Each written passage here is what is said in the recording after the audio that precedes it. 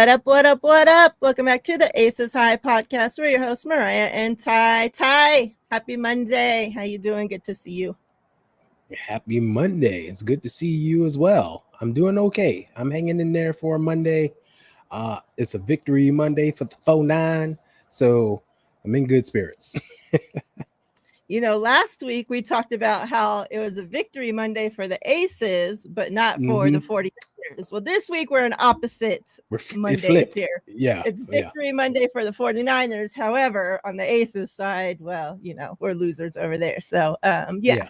Chat, what's up? Hope you guys are all doing great. Happy Monday. Hope everybody had a safe and wonderful weekend. Yeah, we had football yesterday. We had, again, WNBA competing against football on the same Sunday. Like all these days with no sports, we sat there, nothing on Thursday. All week. You know, like the Thursday night, whatever shit football game, like go up against that. Shit show. Or we sat there Friday with no sports at all. Saturday, at least, okay, compete against college football. No, you want them to compete against NFL football again, 2 weeks in a row. It's just ridiculous to do. Like the women deserve better. They deserve so much better. But, you know, us real fans, we managed to find a way to watch both.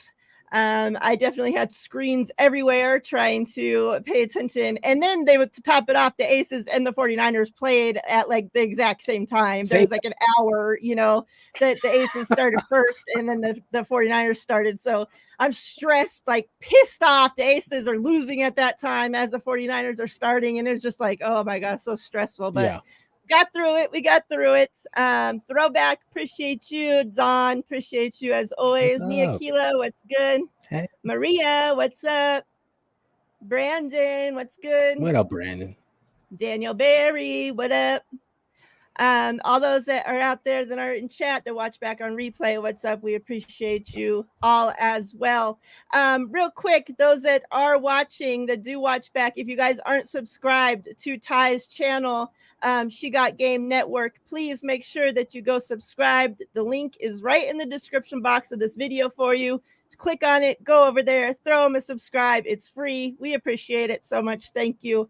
All right, so a few things we're going to get into today. Obviously, you know, the games. We're going to get into some of the awards that they have announced. We're still waiting for them to announce a couple as well. They finally gave us the information and the date for the expansion draft for the Golden State Valkyries. So we're definitely going to get into that now that we're not just pulling shit out of our ass to make up. We actually have facts like what to go off. So we'll get into that. A lot of the teams that had their exit, you know, that got kicked out of the playoffs already and did their exit interviews. And still, even some teams that are still in the playoffs as well.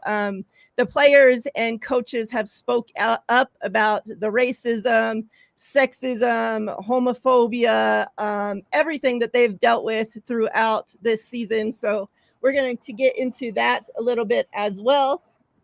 And yeah, so let's do it.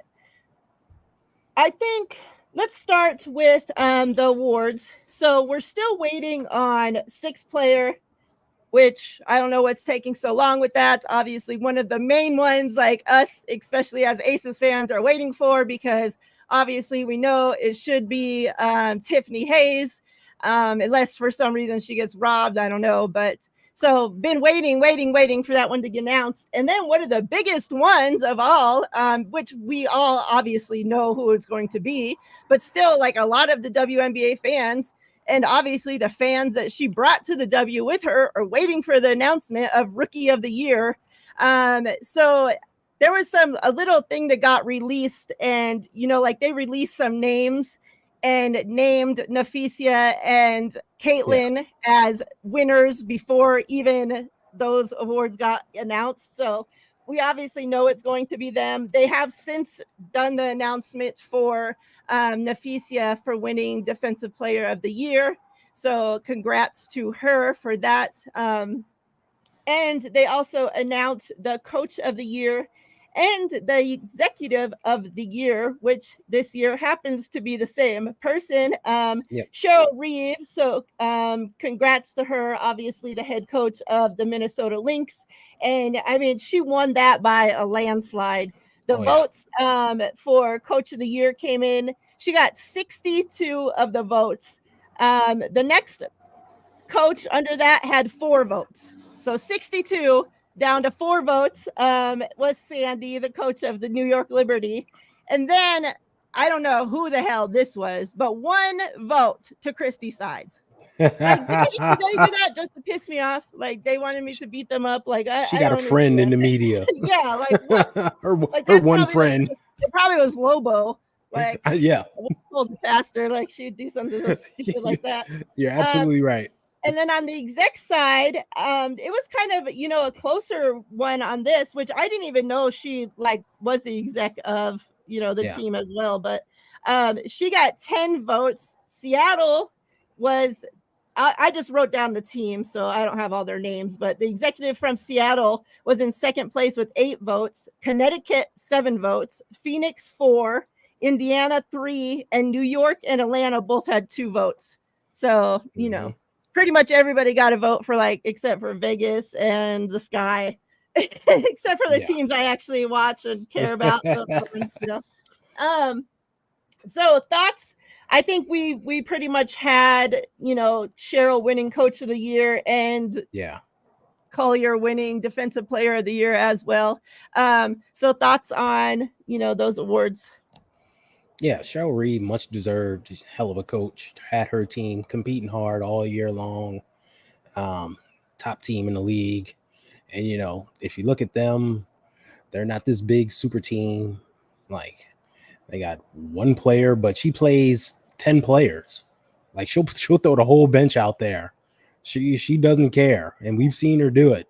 So she's put together a great team, had a great season. She's more than deserving. Shout out to her, and she's just an awesome individual. And like I said, she's also the executive. She actually puts the team together, so she definitely deserves that as well. Defensive player of the year, we talked about this. It could have gone to Asia. It could have gone to Dejanay. It could have gone to Collier. The Nafisa had a great year.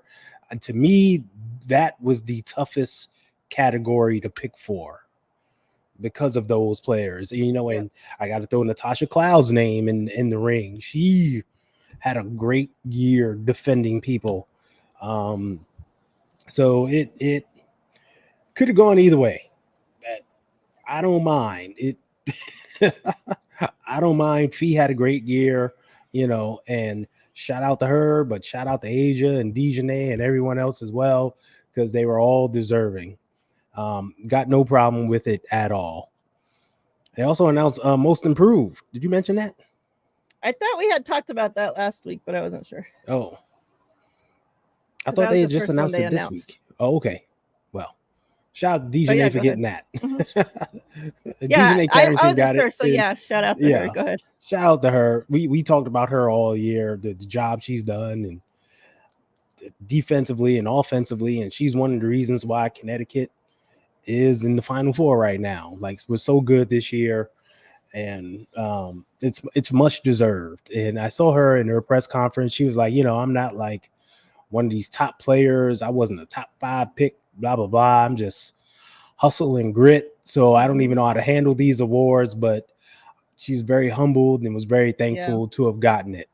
So it's good to see it go to, a person deserving, and she accepted it with grace and class and dignity and humbleness. So it was good to see. Yeah, that is right. That did come out after our show last week, and that we did talk about it. And remember, we had talked about for weeks and we pretty much all season, after these two kind of pulled away for that, and it was Carrington and then Kennedy Carter, right? Like the season and what she. And here's the thing. Now, Kennedy only got 4 votes or a handful of votes. And I know Sky fans and a lot of people were upset about it and thought that, she should, at least if she wasn't going to win it, at least should have got more consideration than just, a handful of votes. Right. And the thing is, I feel the way this award is like so weird, and the NFL too, they need to do a better job with this, because they have like a comeback player award, and it's like the same with this most improved. Well, most improved because of what? Like Yeah. people are Yeah. coming back from things, they've been injured for a couple years, so, and there's no category specifically for them, right, in the Right. WNBA. So it's Yes. kind of like Yes. now they all just get thrown into this most improved. And So true. the thing is that Kennedy Carter, we know, and those that obviously follow the WNBA and know everything that she came back from, right? Like her attitude and getting kicked off the team and fighting with teammates and all this stuff, right? And she kind of found, and we talked about this, and remind me, because we haven't talked about Teaspoon getting fired as well yet either. Yeah. And we talked about her finding her perfect spot there in Chicago with Teaspoon, because Teaspoon was the perfect coach to be able to not turn Kennedy Carter into somebody different than, she didn't try to put her there and tell her, okay, you need to act like this and you need to be this person and you need to do this. No, she just controlled who Kennedy Carter already was, right? And it was kind of just like the perfect balance. And we talked about it where, Kennedy could be getting pissed off and all, up in arms and, get a tech or get something. And all she had to do was come to the sideline and Teaspoon just, hold her, hug her, talk to her in her ear, and like night and day, just flip the switch. And all of a sudden, Carter was fine for the rest of the game. And that was never the case before. Once Kennedy Carter got up there, it was it. She was getting thrown out of the freaking game. Like there was no bringing her down. And that was the problem. It's never been a skill thing. She was drafted, number 1, number 2 overall. Like she has the skill. She's a great player. And that's why I think that they didn't consider her for most improved, because it's like, okay, well, yeah, she came back from all that stuff, but she didn't improve her. Like the numbers are almost identical to her rookie season. So, like on the numbers and play wise, it's not really, well, what did she improve? Because she's been a baller, she just kind of found her perfect spot and, improved her attitude. She improved, like all the other things that go into making a basketball player, So I do want to give, Kennedy Carter her flowers too, because, like if there was that another award, like a comeback player, yes, that's her. Definitely comeback player of the year would have been Kennedy Carter. But yeah, I mean, Carrington, we talked about her all season, about just that, like the grit. And that's the reason why I love like the play style of Tip Hayes, like is similar to that, where like she's going to leave it all out on that court. She's going to give you everything she has every single minute that she's in that game, both sides of the court. She's going to hustle. She's going to be there. She's going to be getting rebounds, throwing her body on the line, like doing everything that she needs to do to help her team win a basketball. And they're so similar in that way. And yeah, Carrington just, oh my gosh, she was a beast this season. And it was like everybody knew that she had it in her, right? But she was injured and she was, and she does her too in this perfect situation. It wasn't a team leaning on her to be the it girl. She didn't have to go in there and be the all-star, be the number one, be the, she got to just play her back role and kind of clean up the pieces around what the stars of her team were doing. And she came in and just filled those little holes like glue, all around that team, every area they needed. And she's what they've been missing. That's what this team has been missing. Yeah. It's funny because like when she got in there, it was like, all right, you're automatically our defender, our number one defender. We want you guarding. Like if there's a guard, you have to guard them. Yep. We're not putting Dewana Bonner or Alyssa Thomas out there anymore. It's your job. And right out the gate, game one, Caitlin Clark. Right? You got to guard her all game long. And that carried throughout the season. And wherever the team's best player is, she's guarding them. Gets guard. What were you going to say? Oh, no. I was saying, and she did guard her too. Yeah, and this like she locked her down all season. Every time she had to guard her. It didn't matter if it was Drew Lloyd, Kalea Copper, you know, Jackie Young with the Aces is Jackie Young or um, KP. Take your pick. Like, but she's out Mhm. there. She's guarding. But like you said, offensively, she's their fourth option. It's Alyssa Thomas. It's Dewana Bonner. Then you got Bree Jones inside, then her. But she played that Yeah. role perfectly. She didn't try to take over. She just hustled on breaks. She started hitting her threes. She's making plays happen. I mean, she's had a few 20-point games this season, just all off of like hustle and taking advantage of her opportunities. So I think just a great season for her, more than well deserving. I agree with you 100% on there should be like a comeback player versus most improved, because Mhm. in this category, the person that finished second was De'Arica Hamby. And we know De'Arica, she's a good player, but like her numbers, like last year, she had a child. Like she had her second child literally right before the season started. So physically, she wasn't able to do what she would normally do, Right. right? This season, she came back full health. We seen her play, and her numbers this year kind of were like close to what they were when she was coming off the bench for the Aces. They were a little better because she's a starter now, but she looked like De'Arica Hamby, Yeah. and she looked like freaking Asia Wilson when she played the Aces. But we know how that goes, right? But for me, that's like, okay, that's the perfect comeback player category. That's where she Yeah. should be, right? Like she fits in perfectly there.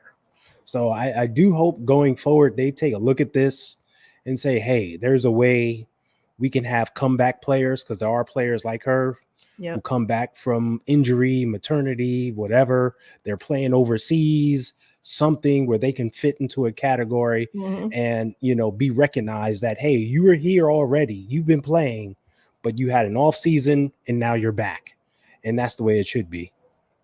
Yeah, especially in a league, like you said, of women where they are having children, like that's Mm-hmm. not an easy thing to have a child and then be expected to come back and play like Exactly. a sport, like a professional Mm-hmm. sport at a professional level, just a few months later. Like Yeah. that's a crazy thing to be able to come back from. And and then you, like any sport, you tie in the injuries as well. They're not exempt from those, right? Like they Exactly. still Yeah. get those as well. So yeah, I think there's definitely, especially, and the league's growing, the league's getting bigger. We're Yeah. about to talk It's about it. expanding. Yep. I think we can do with a couple more awards, won't hurt them, like come on. Nope. Not at all. Especially when you just give them a little trophy that's this I know. freaking big as a Pez dispenser, like The little league trophy. Like, what is that? Come ridiculous. on. Um, Also, the real quick, another thing that was announced was the all defense teams. Yes. So first team all defense is Dejanay Carrington, Nafisi Collier, Ezzy Magbagor, Brianna Stewart, and Asia Wilson. And then second team, you got Natasha Cloud, Jonquel Jones, NECA, Alana Smith, and Alyssa Thomas. Any surprises there? I would think AT would be my only surprise, but like, who are you going to replace on the first team with her? Like that's the only Yeah. thing. It's kind of crazy for her to be in the second team, especially. I mean, the playoffs, don't count, but she's had a hell of a playoffs. We're going to get into Yeah. that too, but I don't think, for the most part, I think that's pretty much, like what was expected, I guess, looking at the list. Yeah. Those are your top candidates. I mean, we're talking about the defensive player of the year candidates with Nafisa Collier, Dejanay, Asia. They were locks. Yeah. Ezzy Magador was like the second in blocks behind Yeah. um, Asia. She's there, and we know Brianna Stewart's always all over the place. I mean, she's just a lane clogger and everything. So yeah, rightfully so. Second team, yeah, T Cloud. I mentioned her. She's guarding 1 through 5 every night. John Quell, we know what she does. I mean, NECA, Madam President, I don't think there's any surprises. I know the only person I could see that maybe could have been left off is Michaela Ogumawale from Dallas, who's great offensively, we know, but she's also very active defensively. She's one of the leaders in steals this season, and she had a very good year, but it's a tough category, like I said, overall.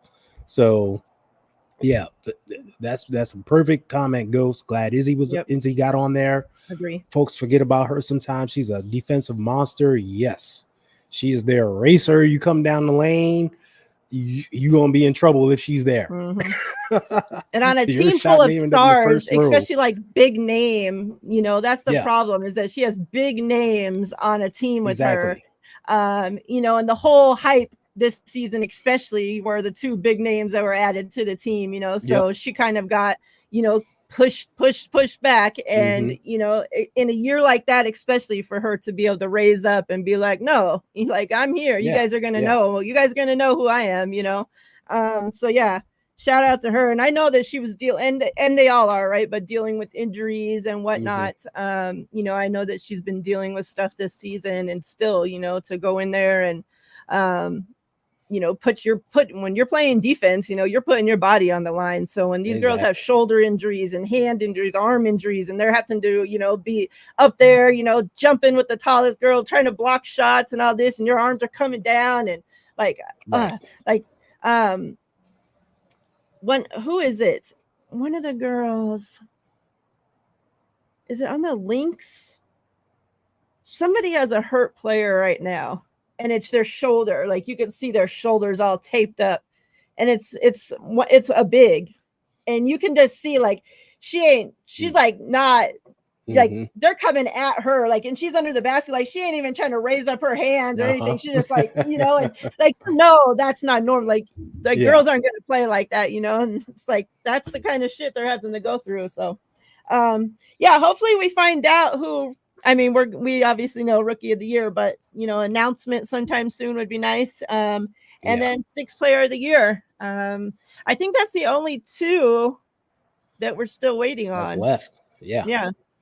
It's kind of. Do they always do this where they like release one and then wait? Like, it seems why like don't they just like do an announcement of announce all the freaking awards? Like, what the hell? They're staggering it extra long this year. It's weird. Yeah. And like I even had to look again to make sure like I didn't miss them, because I'm just like, what the hell's going on? And like normally MVP would be last, since that's the big one. Mm-hmm. But now I know this year, because of the hype and everything, what they're doing. But still, like, put it out there. Like, Rookie is no mystery. Like, just put it out there already. Come on. Like, what's the wait for? You want to have a special announcement on CNN or something? Like, get it over with. I wouldn't doubt it. Yeah. All right, let me pull up. Let's get into the Valkyries news that was announced today for the expansion, finally.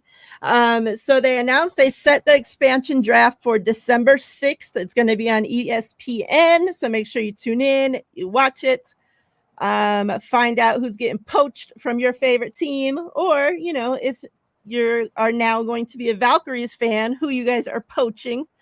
So they released some rules. They did set the number for the amount of players a team can protect at 6. Mm-hmm. So we did talk about that. We did think it was going to be 6, and it is. So here's a little thing that they released. Each current WNBA team can protect up to 6 players from being selected. The Golden State Valkyries will select from a designated pool of available players from each of the 12 current teams. The Golden State Valkyries may make pre-expansion draft trades, including deals to pick specific players and trade them to different teams. The Golden State Valkyries may only select one player set to become a 2024 unrestricted free agent. So that is some news that I was waiting to find out how that was going to work, because like, like for us, like KP, She's Exactly. going to be a free agent. You got Breonna Stewart. Like these players that have been waiting for the the money to go up and stuff, like they haven't signed. So like I've been wondering, like is New York going to be able to protect Breonna Stewart, or they're just going to have to be losing her, like so but that's unrestricted. Yeah, so that they would fall into that list. I do have a list Exactly. of the players that are in each little set thing too, but there were I saw that there were some questions about those on rookie contracts. And let me see, because I know I kept seeing people asking, if a player's still on a rookie contract, can they be poached? And from what I remember reading earlier, they're treated just the same. It don't matter if you're on a rookie contract or a Don't 13 matter. vet contract. Either you're protected or you're not freaking protected. Right. Simple If as you that. ain't protected, you in the pool. Yeah. So you could get picked. Now, I know that there was some confusion, and I still haven't seen anything specifically clear this up. And I don't know how many teams actually fall into this, but I know, the Aces are one when it comes to like a player like Kitley, because, or that's her name, right? I don't know what her name is, but, like we had drafted, this player in this last draft, but she was hurt. So she pretty much, was put on the injury list and has been out this entire season. She'll be set to rejoin the team, this next coming up season. But like with her, at first, when I first had tweeted out, oh, these are the players I'm going to keep, she was one of the ones that I protected. And I was told, oh, well, she's on the injury, yada, yada, yada list. So she doesn't count. Like, she won't come up into this, blah, blah, blah. But I'm thinking that we're not going to, especially since the Aces are probably the only team that fall into this category. They're going to make us protect her. Like we ain't going to get away with nothing. So yeah. Oh, most definitely. I'm guessing she's going to have to be protected. Yeah. There's like some teams are going to try to slip a seventh player through. Like, oh, she's on our injured non-reserve list, whatever, some crap. They ain't letting the Aces get away with none of that. Well, and then like the rookie thing, like New York has Sabally and what's her face on rookie contracts, So I was like thinking like, well, why like that's the whole point. They got this deep ass bench that the Valkyries need to poach. And like, why would they be able to protect all these players just because they're on rookie contracts? Like, no.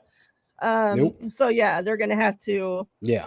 So with all these rules coming out, and what now that we know for sure it's 6 players, and we're gonna say that both of our rookies, have to be protected if we want to protect them. Who are you protecting? It's the big 4, obviously. Got to protect them. Don't say obviously, because I'm not protecting them. Well, I know you're not protecting them, but I'm thinking just as far as, moving forward, championships, what they would do. You take your top 4, Asia, Kelsey, Chelsea, Jackie, right? And Kelsey's not under contract. She's not under contract. So how does that work? Can she be protected? Because I was trying to read the fine print. Yeah. So can they place her protected or no? That's why it says so. The Valkyrie can only select one out of all. That's right. Only one. Teams. That's right. Yes, I forgot about that caveat. So, but the Aces would be like, so let's use, KP for example. So the Aces could protect her and then obviously work on a contract, sign her, and keep her. Yeah. Or they could protect her and work on something to trade, to another team, or they could protect her and work on something to trade to the Valkyries, so there's many different ways they can go about it. But from what I've read, if she's one that they're planning on to do whatever, or like if they're not either, if they don't protect her, she can just walk away, free and go wherever she wants, so whether the Valkyries take her or she can go sign with another team, But yeah. So yeah. So I'm thinking, okay, top four, gotta protect her. Um, Alicia Clark, because she's your Miss Do It All, sixth woman. And then now this is assuming Tiffany Hayes re-retires, of course, which was everyone is saying like she's definitely walking away. Then I'm protecting Kate Money Martin. Got to protect Kate Moneybags, right? So that's my core six that I'm protecting. You can't touch. These are my aces. That would be me. So me, um, and now if this is what I was talking to Z, my wife, about earlier, when it comes to Tiff, like obviously the aces are going to need to know if she's planning on, I'm sure there's already been talks whether, this was Yeah. just I'm coming out of retirement to only play this season, or maybe, okay, now I've came out of retirement, I like it, you guys work with me and my businesses and all this other shit that I do, Mm-hmm. I would be willing to come back, like, or I'm hanging it up, or I'm going to try to go play for another team, like those talks need to be had, right, at some point. Yes. Yeah. So if her plans are to retire, well, then obviously she's retiring, right? But if her plans are to come back in this league, I'm coring her. Mm-hmm. I'll be coring. So my six, assuming she's coming back, would be Asia, obviously, Chelsea, right. Jackie, Kate, Kitley, mm-hmm. and Tiff Hayes. Okay. Now, like if this was 2 years ago, 3 years ago, I'm coring Alicia Clark. However, she may retire next season. She might retire the season after. Like, we don't know. And I'm not going to risk losing one of my rookie players that's, we're supposed to be building. Like, we have no other young players on this team. So if we let our two rookies go, what's the future of this fucking team? Like, they're all old. I know. So like, you got to get young. Yeah. And like, that's what I was talking to Z about earlier too, is like, if I'm the Valkyries, like Alicia Clark's somebody that I'm going after specifically. Oh, like, most definitely. And obviously, yeah, she's old. She's not going to be in your starting five. She's not, not one of those players, but she is so important to, what's done outside of that, like bringing up these young players. And the reason why I'm comfortable, and obviously it would break my heart, right, for her to go to another team, but I'm comfortable with it because her point of being on this team, especially this past season, was to get Kate Martin ready for this, to take her spot, to be Alicia Clark. That's a good point. So at some point, she has to do that. She has to take over. Like, that's what this is for. So, the Valkyries, if they're smart, they get them Alicia Clark on that team. Yep. And like I said, I would hate it. Yeah. I would hate it. Like, she has been so much, you guys know, like so much to this city, to that team, inside, outside the locker room, on the court, off the court, for the city of freaking Vegas, has been so important to us. But like, she has, people like that, like those, they're giving hearts. Like, she has to fulfill she has needs to fulfill too, and if she can go be that for a team that's starting off, like a brand new team like that, brand new everything, like they're going to be treated great over there, and like, I would love, for her to be able to be a part of that as well. The unselfish part of me.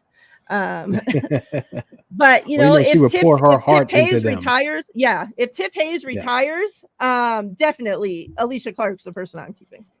No doubt about it. But like I said, it's caveats. Like, if this person retires, there's still factors involved that need to be settled on. But I'm with you 100%. I totally agree with that. And it's going to be fun to see how this shapes up, what teams do. Because like you said, there's teams with older players and younger players, and they got to think of their long-term future. So we know like every team has their like top players, but then that second tier is where things are going to get interesting. So I'm going to be anxious to see how these lists look when they come out and what this pool will be Mhm. and who the Valkyrie will choose. I mean, you only pluck one from each team, so they're going to have to choose selectively and make this thing happen. But it's exciting. I'm so Yep. glad this came out today. We finally got something we can draw upon instead of speculating, and it gives us food for thought. Yep, I agree. All right, let's talk real quick about a couple of the coaches that will be, I mean, that have been fired so far. Obviously, the big first name, the first one was the Los Angeles Sparks Mm-hmm. firing Kurt Miller. Yep. Was, only his second season, there. The team, obviously, the worst, one of the worst in the league. I think they did end up maybe with the worst freaking record in Yeah. the league. But at the same time, like that team was dealing with so many injuries. Obviously we know like with Rakia, like I don't know what took so long, like to get her involved, like Yeah. why he thought, before like it took Cameron Brink going down for him to realize, like, oh wait, I got another rookie on this team. Uh huh. Like very weird things going on there. So, I mean, I wasn't surprised at all that he was fired. I will say Derek Hamby did come out and tweet, about him and, like the type of person, like what he meant Yeah. to her and all this. Obviously, with everything that she's going through, he's been her coach the whole time that since she's been traded to the Sparks, so Yep. he's been the one that's there in her corner, so I wouldn't expect nothing different there. The Rakia's mom also sent out, put out a tweet about it and didn't say nothing about his coaching or nothing about that, but just said that he was a good person and, Yeah. talked about the person, so I do think, there is some weirdness with the whole Rakia situation and who knows. Very interested to see if he is up for consideration for the Valkyries job, if he's up for consideration with the next one that we're about to talk in the Chicago, Mm-hmm. the Sky, or what his next move is. But he's just never been. I never really have liked him. Like I don't know. He just always has rubbed me like the wrong way. I don't know what it Yeah. is about him, but just like I don't know. But this wasn't a surprise. Like I said, yeah, he was only there 2 seasons, but I mean, Right. injuries or not, like we saw other teams that had injuries that turned their team around at least at the end of the season and started winning They made games. it run. Yeah. He did nothing. So your thoughts on Kurt Miller? Yeah. Kurt Miller, good coach, but he was when thrust into a situation where he's got to turn the team around and really coach some young players. I think we saw limitations there. We all to give you some background, he made his bones in Connecticut, where they have, an Alyssa Thomas and Dewana Bonner and going back Courtney Williams and Jonquel Jones, right? Mm-hmm. We're talking some of the better players. And I mean, Jonquel Jones won MVP one year when he was there. That's how good she was when she was there. And, Courtney Williams, queen of the mid range, right? Helping the Lynx right now get to where they are. So he had some studs on that team who propelled them to greatness. So was it really him or was it all the players? Well, Yeah. throw him to Los Angeles when you got young players and you're dealing with adversity, it didn't work out. And I could see where management came from, because at the beginning of the year, he was starting some of his older veterans that he was leaning on, and it kind of wasn't getting the job done. And it wasn't until they got injured where he started playing like a young rookie, Rakia Jackson, or a second year Ray Burrell, and some of these other players, and they were shining. And it was like, why didn't you do this earlier? Mm-hmm.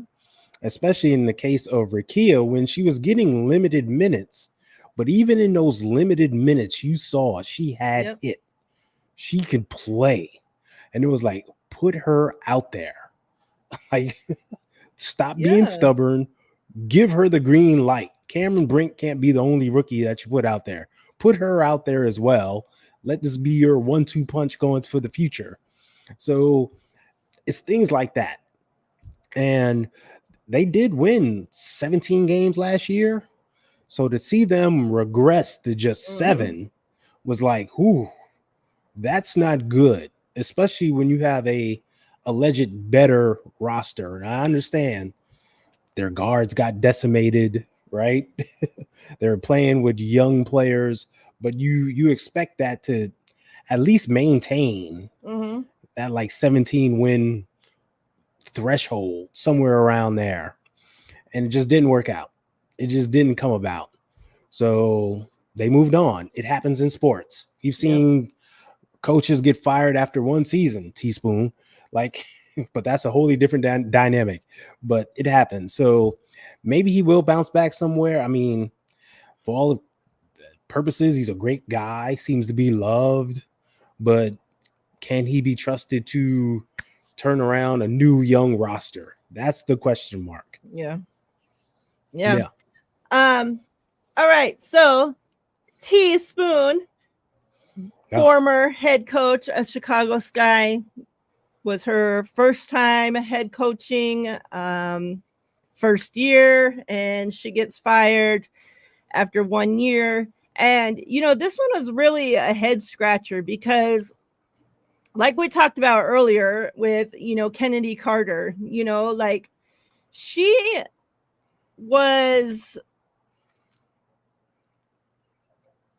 had so many different, like with Angel, like, and then you have this big personality with Kennedy, and like she's like supposed to, like, she was very good at being able to take all these different personalities, mm-hmm. all this fame and everything that she had coming, towards her with Angel Reese, and be able to quiet all that, and just get those girls to play basketball. And yeah, it wasn't always the greatest results, right? No. But for a first time head coach, like, it was a rebuild. Like, what are you expecting from her in one season? Like, Yep.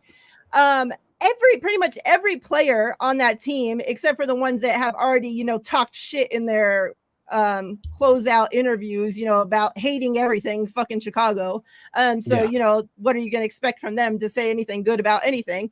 But any other player, the ones that were actually going to be on this team next season, that were a part of Chicago Sky's future going forward, have all came out and are very upset about this firing, very confused. Nobody was expecting this coming. Angel attributes everything to Yep. Teaspoon. The reason why she even was drafted, she said that the reason Chicago Sky even moved up in the draft to go get and draft Angel Reese was because of Teaspoon. So it just means it seems like this has to be something to where there was either a falling out with her and the GM. Now the GM was hired after Teaspoon. Yep. So he could, want to get his own coach in there and his own Mm-hmm. people in there. And that's usually how it goes, right? So definitely that would, if I were to pull anything out of my ass to guess why this firing occurred, that would have to be it. Because what are you expecting from the lady? Like, Mm-hmm. like we sat up here and talked, and yeah, by no means was her coaching job perfect, right? But you're learning literally on the job.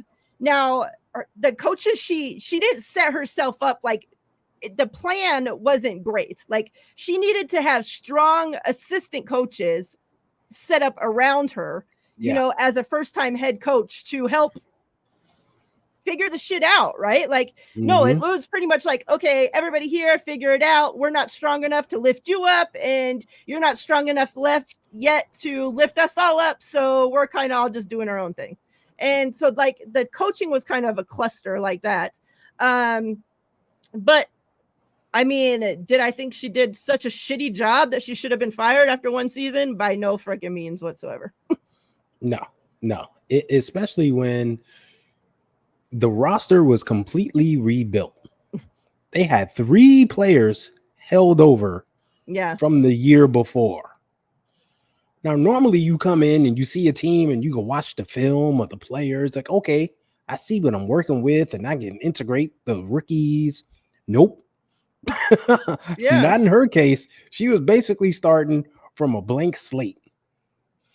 And it's like, all right, I got to figure this out on the fly because there's no real preseason. They don't have much of a training camp per se. So it's like, I got to figure this out on the fly. What's going to work?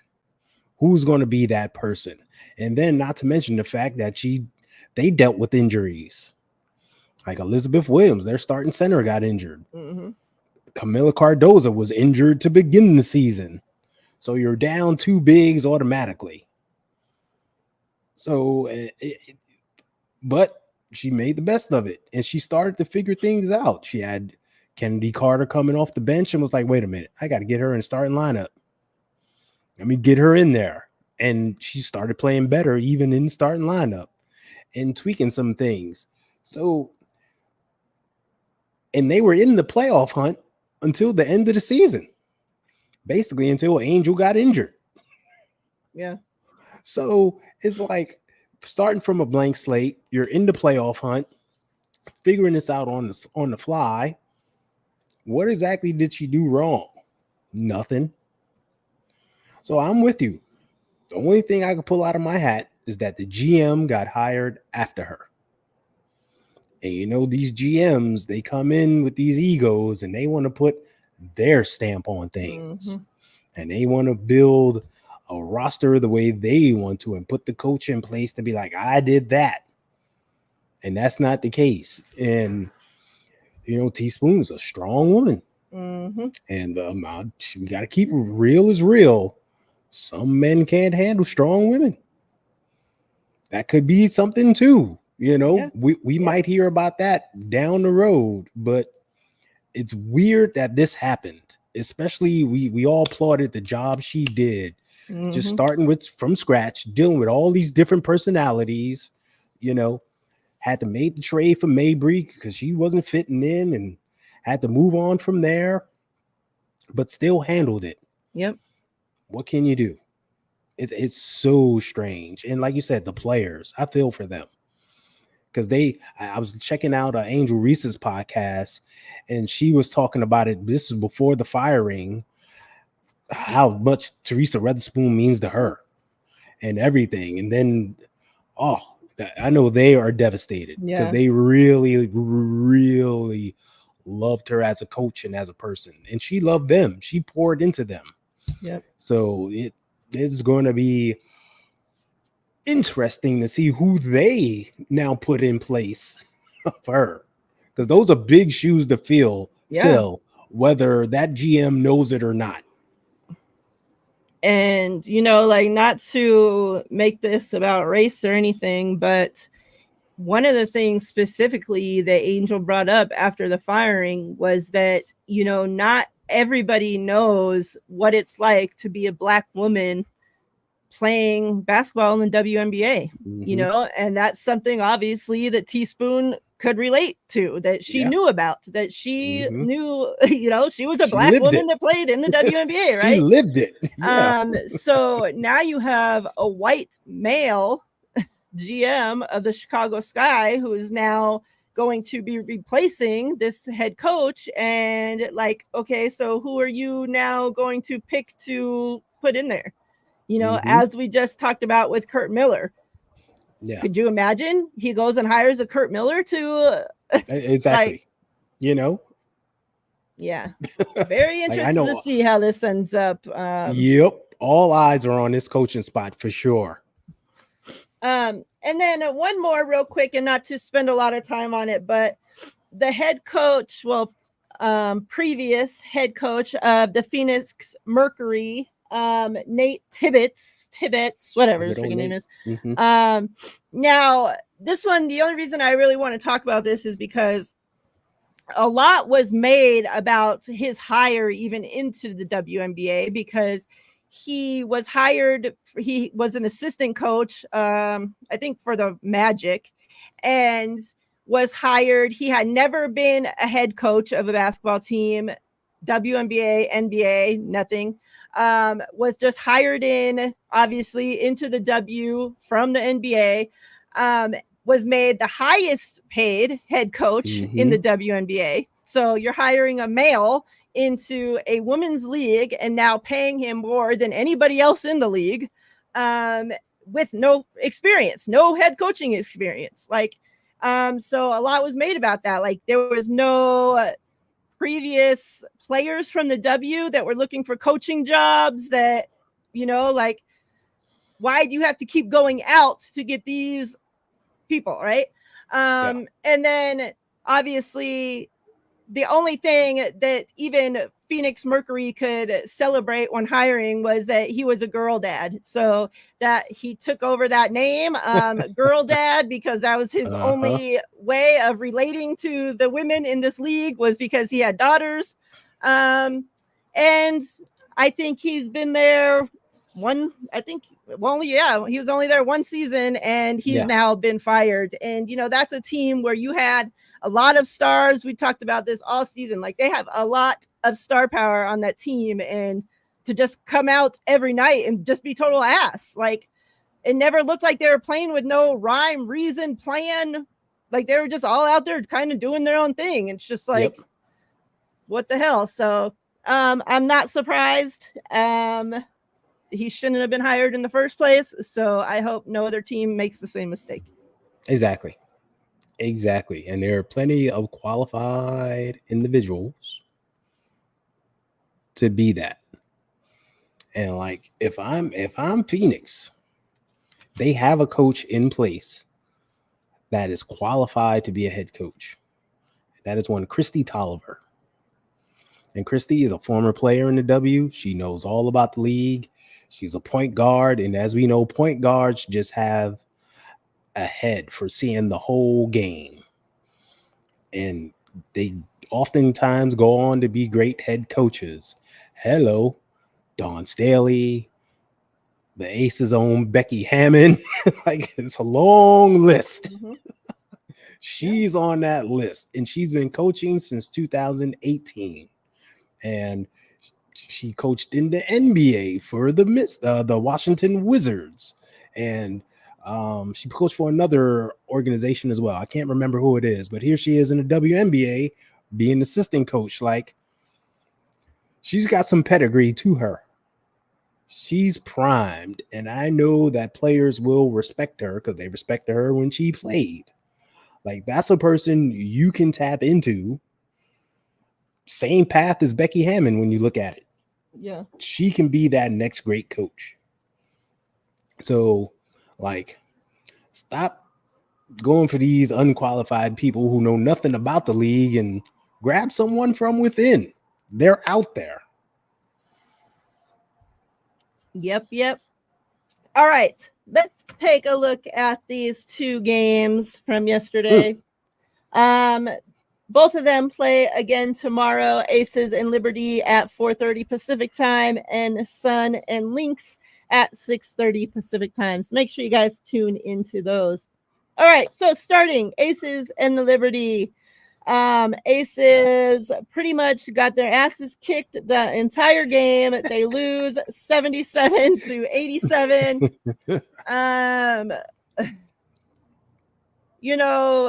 I feel like everything that we sat here and bitched about all season long about the Aces, about them being too small, about their defense being ass, about nobody else stepping up. Oh, man. Was the story of the game. I mean, the Liberty came into the game. You could tell their clear plan was to take Asia out of the game and make somebody else beat them.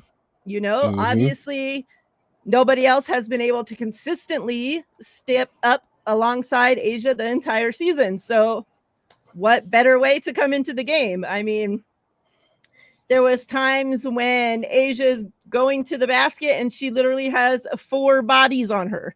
and you have other aces just standing around picking their ass because why would she even try to give them the ball? Because they're not going to make the fucking basket anyways. So, you did have finally KP step up and make some shots. Jackie, but like you're not playing fucking defense. And so when your other team's stars are dropping 30 plus points on your freaking head at ease, like you're half the size of the other team. The only tight out there, like why do we have Queen on this team? Why? Put her on the fucking court. Give Meg some more minutes. Like, stop putting Kia out there. I'm sick of her. I'm so sick of her.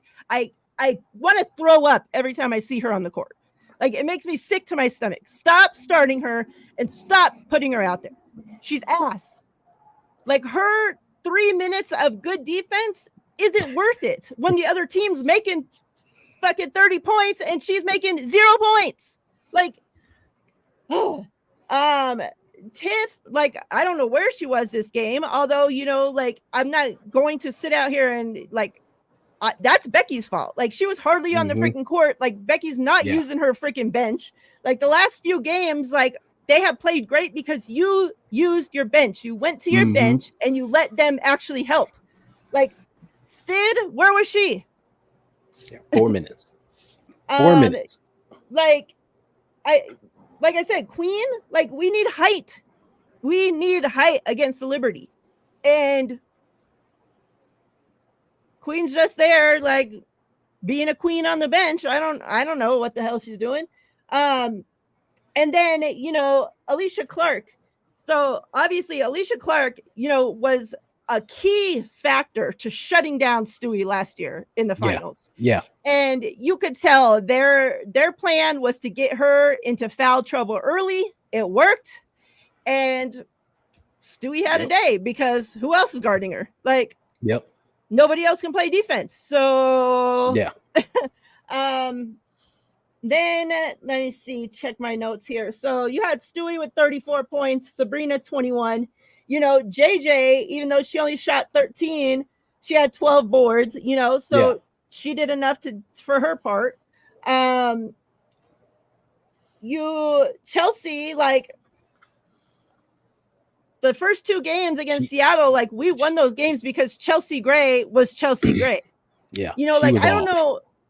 She, like, her shot was off. Her handle was sloppy as fuck. She was turning the ball over. It's like teams know. It's like, yeah, we can ooh and ah that she has, this great pass, like when it actually works. But what about the 75% of the time that it doesn't and it's a turnover? Like, what about those times? Nobody calls that out because, it's Chelsea Gray and she makes these ooh and ah passes. Well, it don't always make it to our fucking team. So, yeah, it's great the 25% of the time that it makes it there, but, like, she needs to stop turning the fucking ball over, and teams are going after her. Like, they're trying to get her to turn the ball over. Yeah.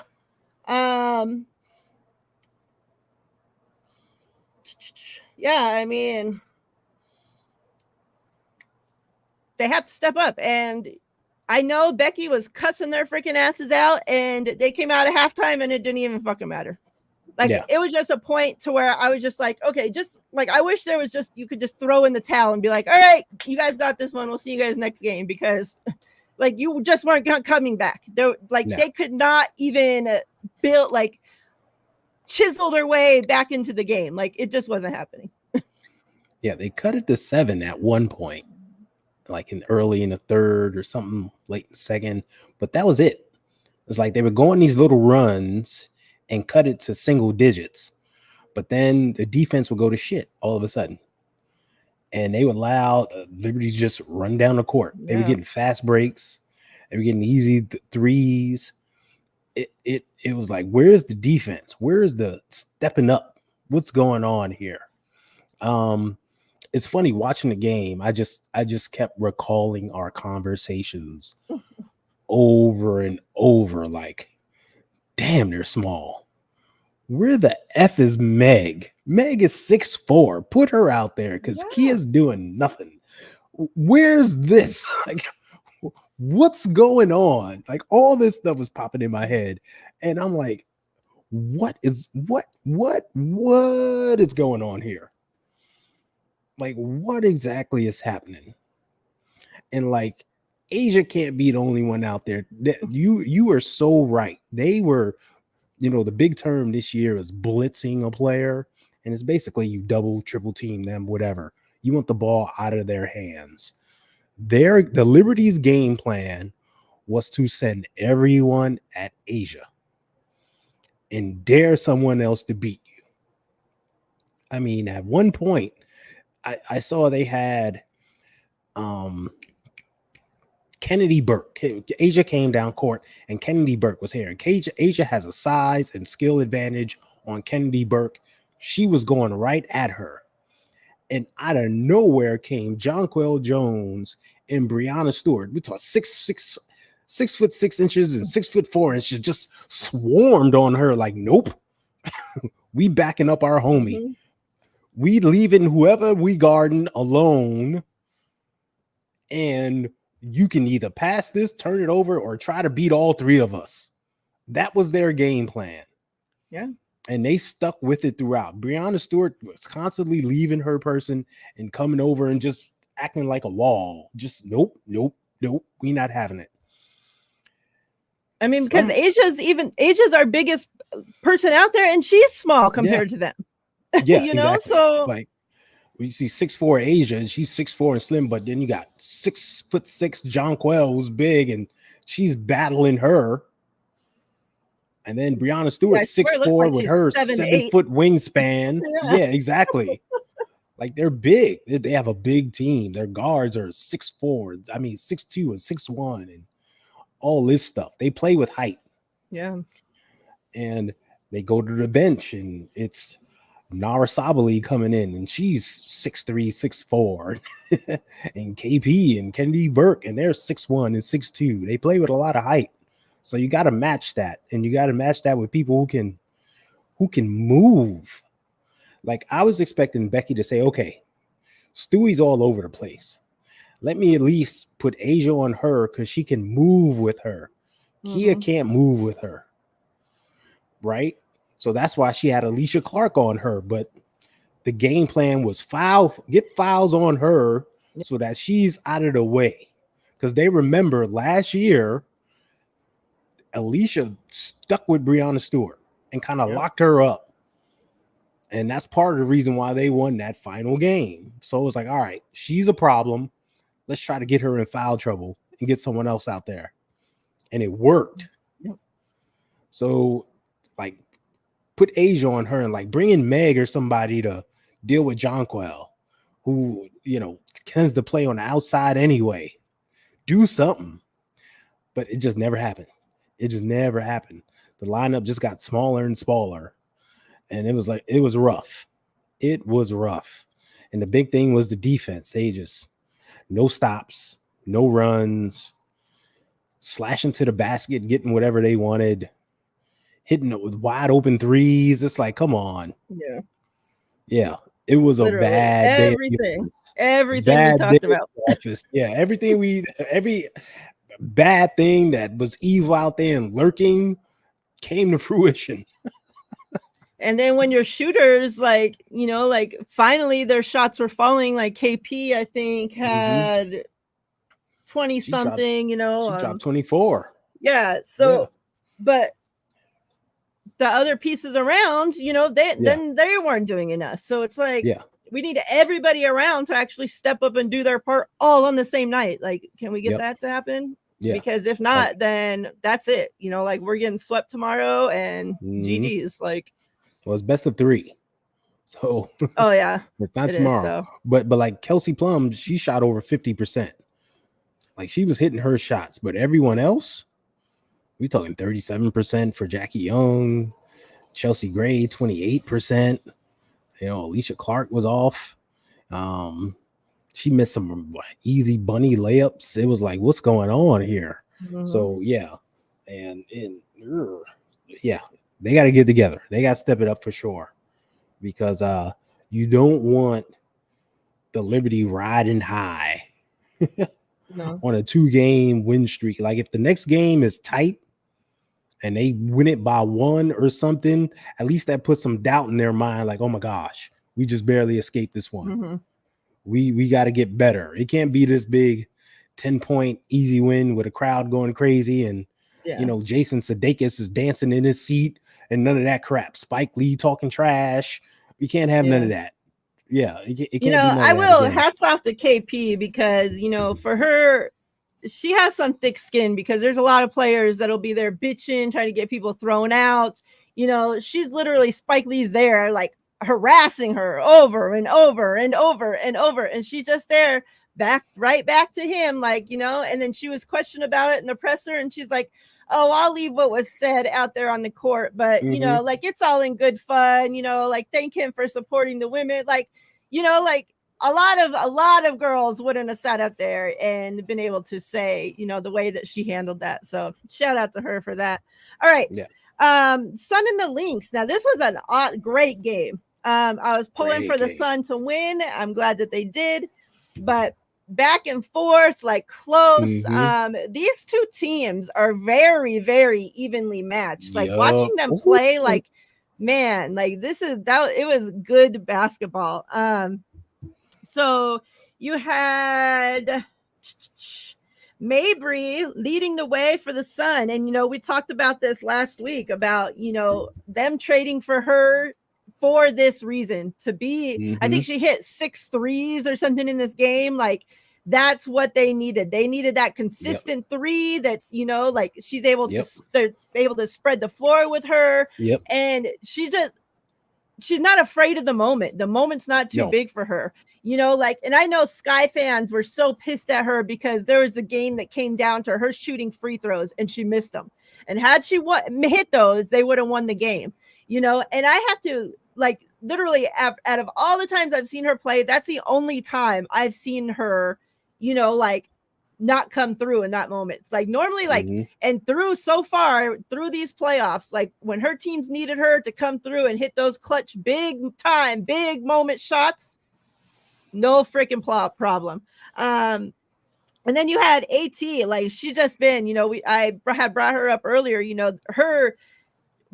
her defense, always her defense, right? Like she's able to lock down the best in this league, but when her team needs her to freaking shoot, she's able to switch it around and do that too. And, she was the second leading scorer on the team, 17 shots and 10 rebounds. She almost had a freaking another triple-double in this freaking game. Like she was one off, I think. Like one rebound away. Yeah. Like one assist away. Sorry, one assist. She's been great these freaking playoffs. On the Lynx side, obviously you had, Fee doing her thing, 19 points, 9 rebounds. You had Carlton drop 17, but I mean, pretty much other than that, like, McBride coming in third with 12 points, like no, the pieces around Fee, like, like what we were talking about with the Aces, like they didn't step up and do enough. And like they were still that close to winning this game, So imagine if they would have actually stepped up, like, man. But just back and forth, great game, offense, defense, like so many big plays. Like this, if you guys haven't turned on a WNBA game by now, like I don't know why you're watching the show, first of all, but if for some reason you are and you haven't, this is your time. Tune in because tomorrow there's gonna be some good basketball on. Thoughts about this game? Yeah, you know what? You hit the nail on the head there because this is when you see teams play their best basketball, right? This is when teams kind of turn it up a little extra notch.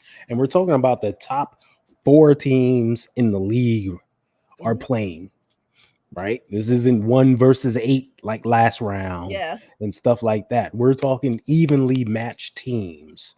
And this one was 2 teams that are evenly matched. They pride themselves on defense and good shooting, and you saw it all on display. It was a game, it came down to the last shot.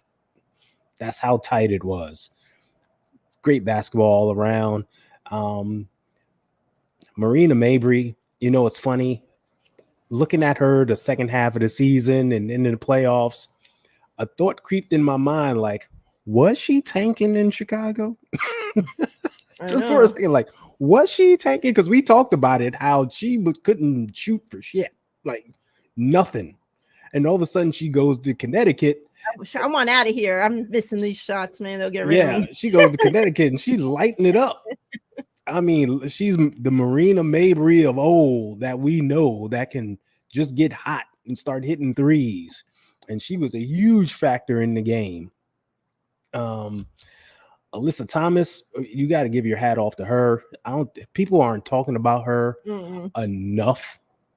And I understand she had a triple double in her last series, and we know why that wasn't talked about, because only one person can outshine, Mm-hmm. you know, Yeah. that Fever team. You can't. No. So we understand that, but to come back and be one assist away, former triple double against the Lynx, which is a Yeah. very good team. Got your defensive player; they play good defense all around. Yeah. Um, she has to do it all. Like, that is a feat. It's a huge accomplishment, and hats off to her. But it was just a great back and forth battle.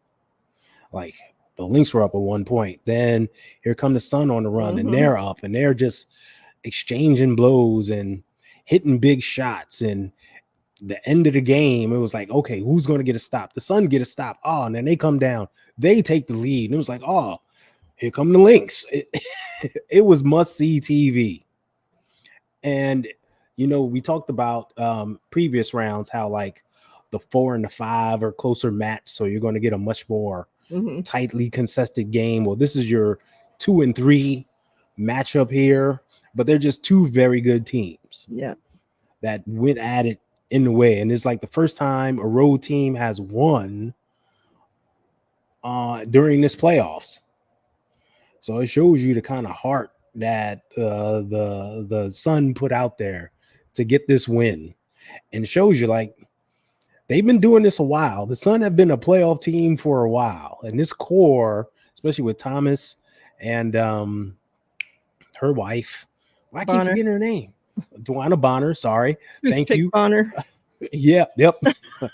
How she does it, I don't know. Being built like this, and still being out there, and she hit a milestone, most playoff games played. Like, I'm Oh talking wow. about playoff experience. Like, she has now become the player with the most playoff games ever played under her belt. So hats off to her. And Dejanay Carrington doing her thing, Marina Mary, they all just stepped up and Yep. got the job done.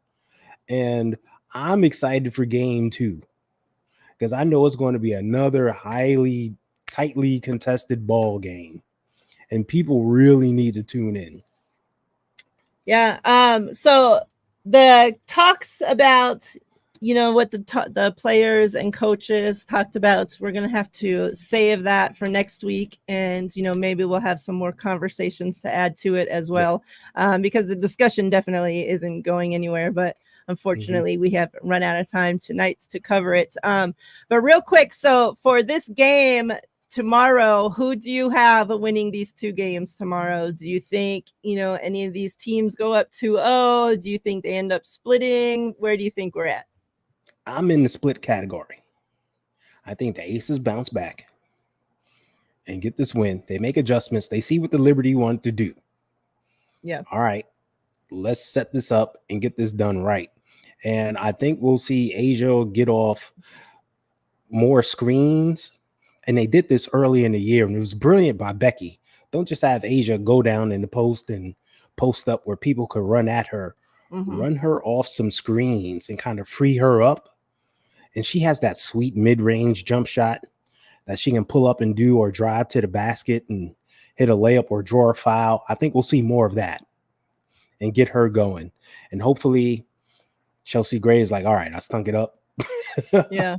let me be the point guard and like at least hit some shots, do some things. And I see Tip Hayes getting more minutes. Like, how she's Yeah. not getting 25 to 30, I don't know.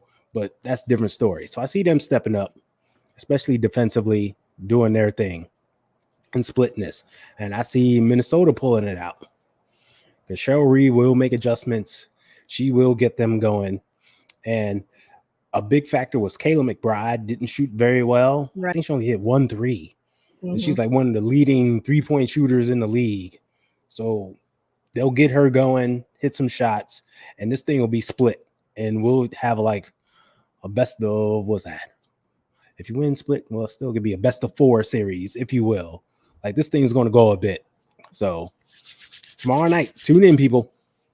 Yeah. I'm with you on the Aces. Obviously, you know, we can't grow them overnight. So like, but you have some height there on the bench. Like use it. I know they Not all look even the med. same height when they're sitting down, but you know, if you have to stand them up to see, okay, this one's tall and get her on the court, like do what you got to do, Becky. I don't know, but maybe you're blind. But like the ones that are taller than you, put them in the game, okay? And then, yeah, obviously, you know, the ones that were in a shooting slump, you're not going to expect them to be in a shooting slump, you know, 2 games in a row, hopefully. So yeah, I mean, Chelsea, these are the moments, you know, that she lives for, she plays for. Like we need her to step up and do more. Like you have to, or you know, like it's gonna be done. Like, you know, figure it the fuck out. The point guard that we saw against Seattle, those 2 games, like we need her. We need that big against time. Liberty. And yeah, obviously Alicia Clark can't be getting in foul trouble, you know, to start the game. Like we need her in this defense. Like she's a huge part of this defense right now. And yeah, just everybody needs to step up and do their part. Like Asia can't fucking do everything, especially when she has half the team hanging on her, you know. So I'm hoping, you know, obviously, you know, I'm not expecting that the Lynx are just, I mean, yeah, that the Lynx are just going to go out there and stink it up. But, you know, if I could have my way, the Sun to go out there and beat them again. I just am sick of the Lynx fans, honestly. They think that their players should have won MVP. They think they should have won all the fucking awards. They think that everything. They think they're better than everybody. Like, I'm just so tired of hearing them. So if the Sun could just get them out of the way, like, that would be fabulous. If they go up 2-0, I think that series is over. Because they are to go back to Connecticut, I think they're going to close it out at home. And I'm just pulling for Carrington because, you know, like I know that we don't even know half of the shit that she went through this season, but the half that we do know, we know has been terrible. So yeah, like I'm just pulling for people that the rest of you have been talking shit to and being racist to and following home and this shit is treating like shit and doing all this crazy shit to. Those are the people I'm pulling for. So I hope that she goes out there and, you know, kicks, you know, and it's not really the Lynx fault, you know, but you know, she got to take it out on them, unfortunately. So yeah, they got to do what you got to do. So yeah. Next week, like I said, we'll get into all that about, you know, the racism, about everything that pretty much went on this season, you know, that the players have spoken out about, the WNBA finally coming out and saying something, you know, coaches getting into it now. Yeah, we'll get into all that. And then obviously we'll see where the playoffs are at that point. But yeah, make sure you guys tune in to those playoff games tomorrow. Aces and Liberty tomorrow at 4:30 Pacific time, and then Sun and Lynx at 6:30 Pacific time.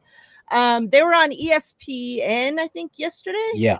So I would assume again they'll be on ESPN for the rest of the playoffs. Yeah. So make sure you guys tune in. Good basketball.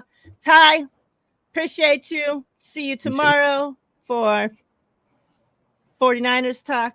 And then, yeah, we'll be back to do this WNBA thing all over again every Monday, 6 Pacific time. We're out of here. Till next time. Appreciate you all. Go Aces.